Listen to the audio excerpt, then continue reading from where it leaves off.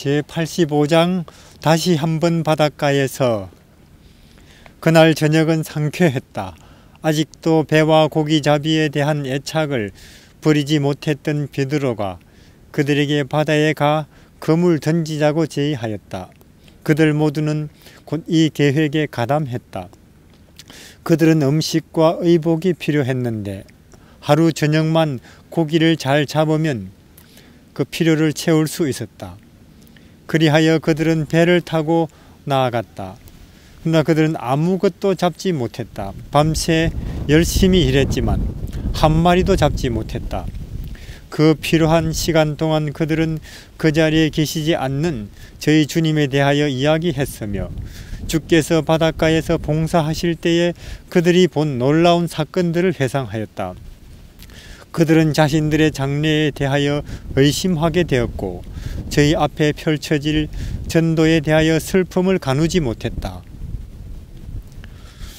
바닷가에서 그들은 물론 지난 3년 반 이제 예수님과 함께 있었고 또 그분의 사업의 본질 그리고 예수님의 죽으심과 부활이 뭘 의미하는지 이제 알았어요.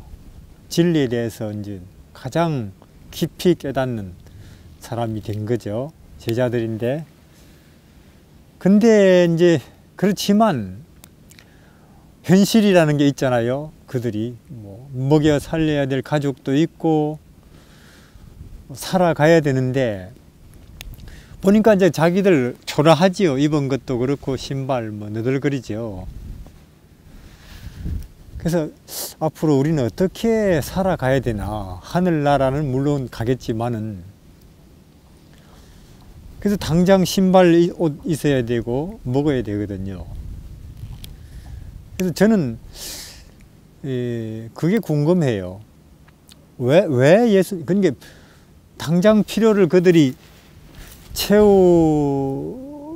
위해서 이제 베드로가 고기 한번 잡자. 우선 우리 지금 옷이나 신발 보라고. 이게 거짓골이 아닌가. 그래서 이제 잡았는데 한 마리도 안 잡히는 거죠. 막막하죠. 앞으로 살아갈 일이. 진리는 알지만은 천국은 알고 예수님은 현실이라는 것이 있고. 저는 예수님께서 부활하셔 가지고 왜 제자들을 부활하셔 놓고도 그 모양 그 꼴로 그냥 버려 두시나. 부활 기념으로 양복 한 벌씩 그리고 신발 하실 수 있잖아요. 얼마든지. 근데 그래서는 안 되죠. 왜냐하면은 결국 그들이 예수님이 이 땅에 계실 때 전한 기별일도 그렇고 제자들이 온 세상에 전할 기별은 뭐냐면 믿음으로 말미암아 먹고 믿음으로 말미암아 입고 믿음으로 살고 믿음으로 의롭게 되고 믿음으로 죄 사함을 얻게 되고 믿음으로 진리를 만지고 보고 접촉하고 하늘에 가는 그 믿음의 도를 전하게 돼 있거든요. 그들이 모든 것을 믿음으로. 그러니까 그들이 살아가는 생활의 필요도 믿음으로 공급받아야 되는 거예요. 그게 하늘나라죠. 그들의 능력이 아니고. 아무리 그들이 사도지만 혹은 선지자지만은 그래서 그들이 예수님을 전하지만은 그들이 전할 나라는 믿음의 나라니까. 그러니까 그들이 옷도 음식도 생활의 모든 필요도 하여튼 시작도 과정도 나중도 모든 것을 믿어서 예수 그리스도를 믿고 그분에게 구해서 그분이 공급하시는 걸로 살아가게 되어 있다고요. 그거는 사도들이나 처음 믿는 우리나 꼭 같은 입장이죠. 그들에게 있어서 무슨 특별한 특권이 있는 건 아니지요. 똑같은 입장, 믿음으로. 그래서 예수님이 그것을 그들에게 가르치시려고 예수님 밤새도록 먼저 와서 그 바닷가에서 그들의 고생을 다 지켜보셨어요. 그래서 이제 그물을 배 오른쪽에 던져보라. 그 먹고 사는 것도 너희들이 믿음으로 해야 된다는 것. 예수 이름으로 구해서 하나님이 주시는 신발, 주시는 옷, 주시는 음식, 그것으로 선교도 물론 그렇게 해야 되지만은 믿음으로 고생도 해야 되고 선교까지도 믿음으로. 그 나라죠. 예수님이 그 나라를 건설하러 오셨고 그들은 그 나라를 전해야 될 사람이기 때문에 오른쪽에 던져보니까 고기가 잔뜩 잡히거든요. 예수님 계신 쪽. 예수님 계신 데는 믿음의 나라잖아요. 그때 이제 그들은 알았죠. 아, 예수님이구나. 요한이 먼저 알았어요. 예, 누구보다 뛸 듯이 기쁜 사람은 베드로였죠. 예, 배를 저 가는 것이 성에 안 차서 아예 물로 뛰어들었잖아요. 헤엄쳐서 나왔는데 제일 먼저 예수님 옆에 와서 섰죠. 이제 와보니까 바닷가에 예수님이 모닥불 피워놨고 거기에 이제 보리떡이 몇 개 이제 데워지고 있는데 구워지고 있는지 모르지만은 그러니까 예수님이 보세요. 부활까지 하신 분이잖아요. 죽음의 세계까지 경험하시고 부활까지 하신 그 어마어마하신 분이 즉 하늘과 땅의 모든 권세를 가지신 그분이 바닷가에서 나무 가지 허리 굽혀서 주워 모아 가지고는 불 붙여서 제자들을 보면서 한편 제자들을 생각하시면서 빵을 굽고 계신단 말이에요. 그게 하나님의 그게 신비 아니에요? 예수님의 매력이고 그것이 그 모습이 제자들 말없이 제자들이 이제 물가에 모여서 이제 물고기도 좀 가져오고 이제 말없이 둘러 앉아서 먹는데 그때 물고기 잡힌 게 153마리잖아요. 저는 아니 부활하신 예수님을 만난 그 어마어마한 자리에서 그 감격스러운 자리에서 누가 할 일 없이 한 마리 두 마리 몇 마리지 하고 세고 있었는가. 잘은 몰라도 베드로가 아닌가. 왜냐하면은 아까 맨 먼저 베드로 헤엄쳐서 예수님 옆에 와서 의기양양하게 섰다고 했잖아요. 근데 예수님께서 그때 베드로에게 특별히 무슨 인사를 한다든지 아는 척을 안 하셨는지도 몰라요. 그래서 베드로는 아 내가 3번 부인했는데 이분이 지금 나를 제자로 생각 안 하시는 거 아니냐. 그래 어색하게 서 있다가 이제 함께 그물을 끌어올려서는 다른 제자들은 물 옆에 둘러 앉아서 먹고 있는데 베드로는 할 일 없이 고기 세고 있었는지도 모르지요. 이쪽을 한 번씩 보면서 안 불러주나 하고. 근데 예수님이 오라고.